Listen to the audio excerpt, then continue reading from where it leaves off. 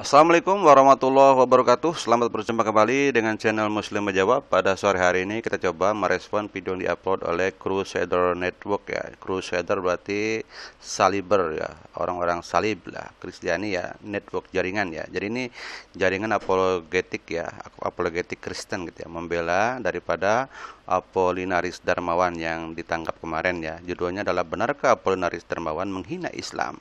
Tanggal 12 Agustus 2020 hari ini ya. Mari kita lihat dulu penyampaiannya. Pax Vobis, salam damai bagi kita semua. Beberapa hari ini kita dihebohkan dengan berita ditangkapnya Apollinaris Darmawan karena dituduh menghina Islam. Halaman Twitternya memang penuh kata-kata keras yang mempertanyakan dan mengkritisi klaim-klaim kebenaran Islam. Tapi apakah karena kata-katanya yang keras dan tidak menyenangkan bagi sebagian Muslim, lantas itu harus disebut penghinaan? Tunggu dulu, tidak segampang itu. Bisa kacau negara ini kalau setiap pernyataan yang tidak menyenangkan bagi kelompok tertentu dianggap penghinaan dan harus dikriminalisasi. 2000 tahun yang lalu juga ada orang yang menyebut kelompok lain ular biludak, kuburan yang berlabur putih, keturunan iblis, dan kata-kata menyakitkan lainnya. Orang yang mengatakan kata-kata keras itu tidak lain dan tidak bukan adalah Yesus Kristus. Apakah perkataan Yesus merupakan penghinaan? Tentu tidak. Penghinaan adalah perbuatan atau perkataan yang merendahkan orang. Jadi penghinaan kah, perbuatan yang tidak menyenangkan itu diatur oleh undang-undang ya. Mungkin pada saat Yesus ada itu, ketika Yesus hadir di sana itu, ketika beliau hidup gitu, mengatakan kata-kata itu, kan hukum yang berlaku adalah hukum Taurat. Ya, atau budaya tradisi daripada Yahudi kan. Contoh misalkan Yesus tidak mencuci tangan pada saat makan, terkena kan gitu.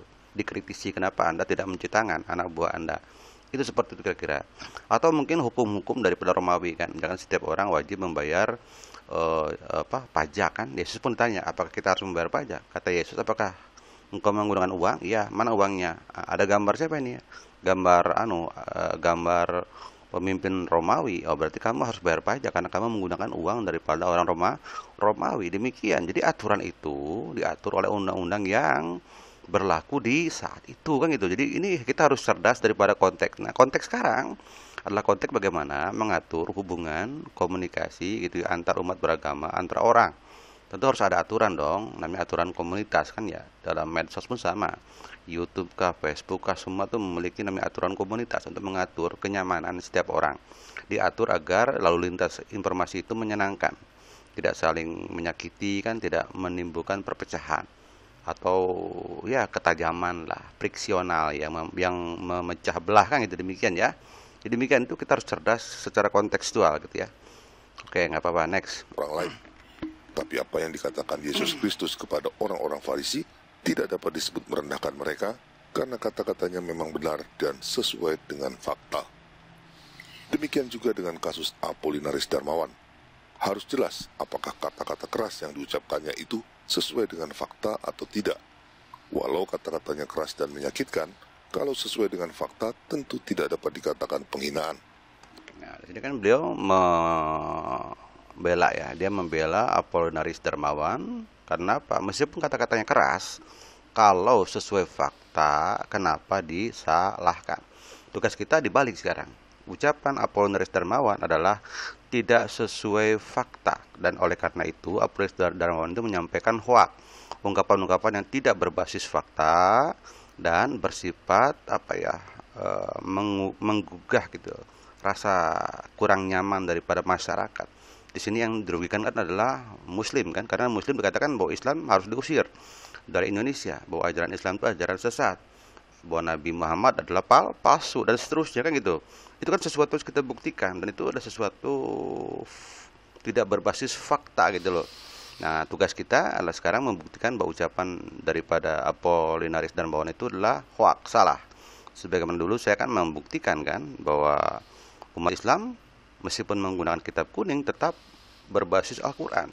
Sementara si Cornelis Kostea itu mengatakan bahwa umat Islam itu sesat karena tidak menggunakan apa yang Allah turunkan berupa Alkitab, tapi menggunakan kitab kuning. Kitab kuning buatan manusia, tidak ada basis Qurannya. Kita bahas dan terbukti bahwa rukun Islam, rukun iman semua ada di dalam kitab kuning, dan semua itu di Quran ada, di hadis ada, dan dipertugas atau diperdetil gitu ya oleh ijtihad para ulama yang dituliskan dalam tadi kan kitab-kitab Safinahkah dan seterusnya yang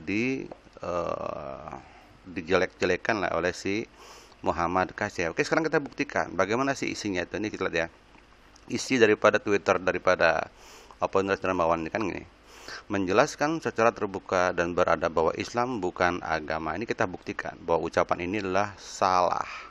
Ucapan ini tidak sesuai fakta, melainkan katanya ajaran sesat yang mendungukan serta membiadabkan umatnya. Mari kita bahas ya, umat Islam bukan agama.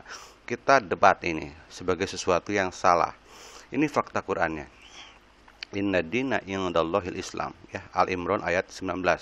Sesungguhnya agama di sisi Allah adalah agama Islam. Berarti apa? Islam adalah sebuah agama yang diridhoi oleh Allah. Oke, next lagi ini Al-Maidah kan. Al-Maidah ayat 3 kan, al-yaum akmaltu lakum dinakum wa atmamtu alaikum ni'mati wa raditu lakumul Islam madina. Pada hari ini telah kusempurnakan agama kalian untuk kalian dan telah kucukupkan nikmat ku bagi kalian dan telah ku ridhoi Islam sebagai agama kalian. Al-Maidah ayat 3 ya.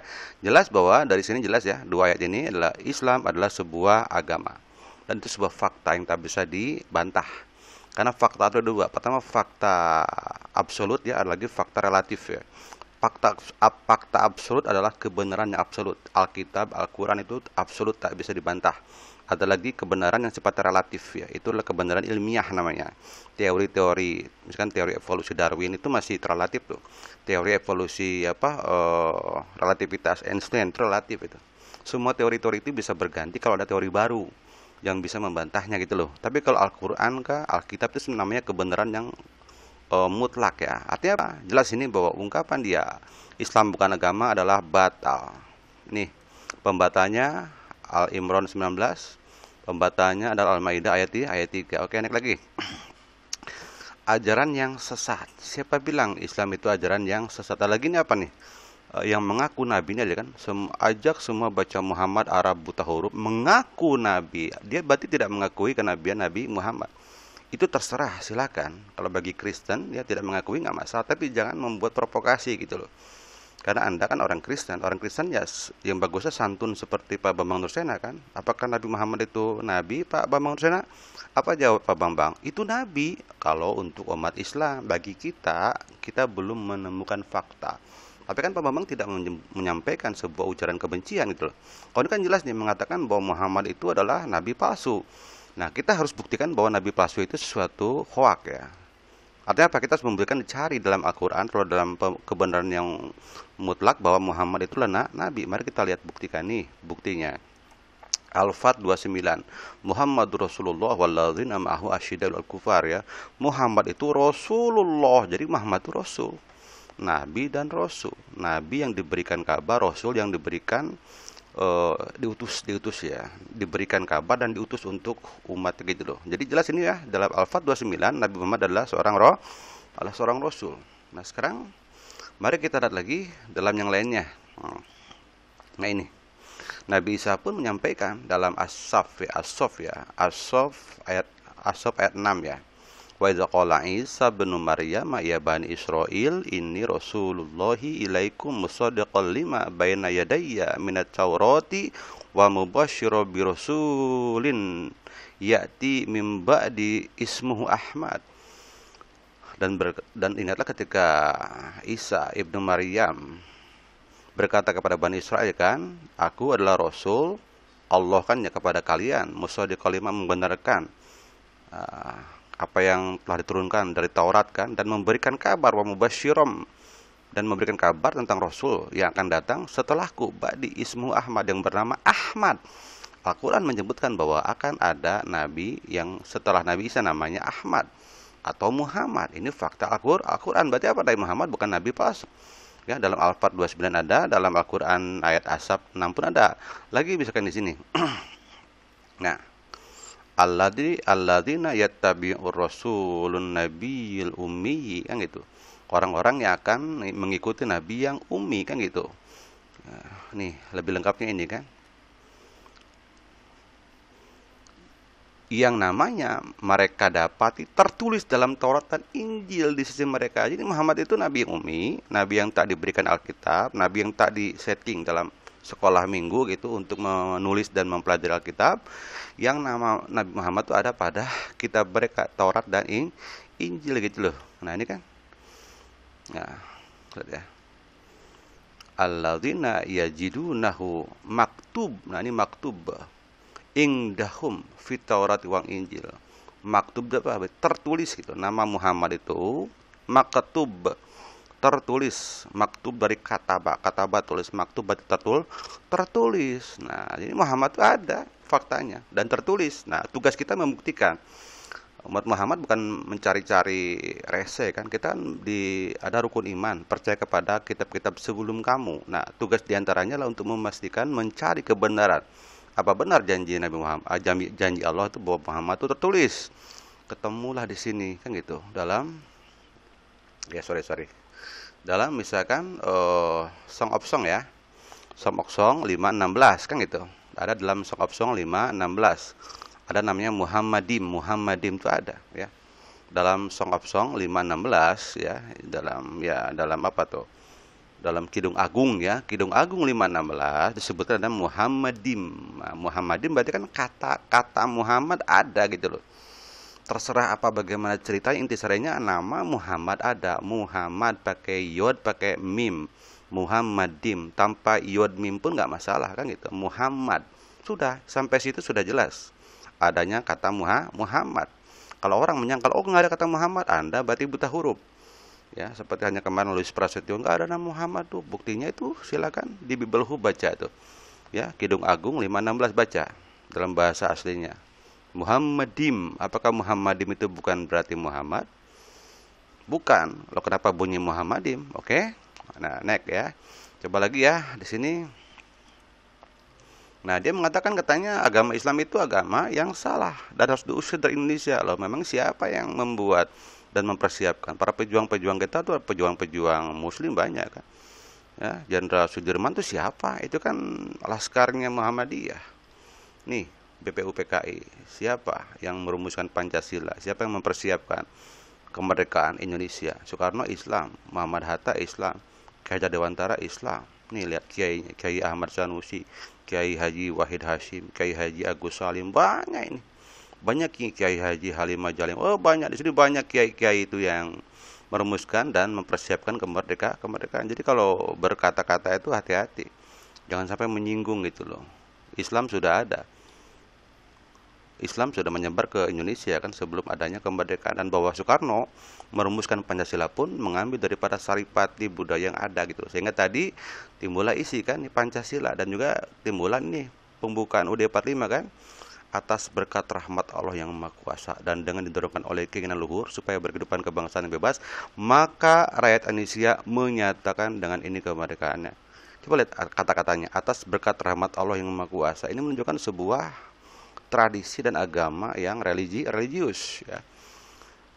Berkat rahmat Allah untuk memasuki kemerdekaan itu membuat kita ingat dengan hadis Nabi kan nih. Nabi berkata, la yudkhilu ahadan minkum amaluhul jannah wala yujiruhu minan nar wala ana illa birahmatin minallah. Tidak ada amalan seseorang pun yang bisa memasukkan ke dalam surga dan menyelamatkan dari neraka, tidak juga denganku, kata Nabi, kecuali dengan rahmat Allah. Jadi ini sebuah bentuk merasa rendah diri di hadapan Allah, bahwa hanya Allah lah yang membuat mereka bisa masuk surga, dan bahwa karena Allah lah ya, orang-orang yang mendirikan negara ini menyatakan bahwa karena rahmat Allah juga lah mereka bisa merdeka. Ya demikian. Jadi ini sudah melanggar Undang-Undang Pasal 28, Undang-Undang ITE. Ya, dengan sengaja dan tanpa hak. Dia bukan seorang muslim. Dia tanpa hak untuk menghabisi atau menjelek-jelekan Islam, menjambil informasi yang ditujukan untuk menimbulkan rasa kebencian, permusuhan individu dan anggota masyarakat tertentu berdasarkan suku, ras, agama, dan antar golongan. Jadi demikian, ini sebuah respon untuk yang Crusader Network ya. Demikianlah kira-kira penyampaian daripada Muslim Menjawab, memberikan respon kepada Crusader Network ya, bahwa ucapan Anda nampaknya tidak kuat ya. Ya, demikian saja. Billahi taufiq wal hidayah. Wassalamualaikum warahmatullahi wabarakatuh.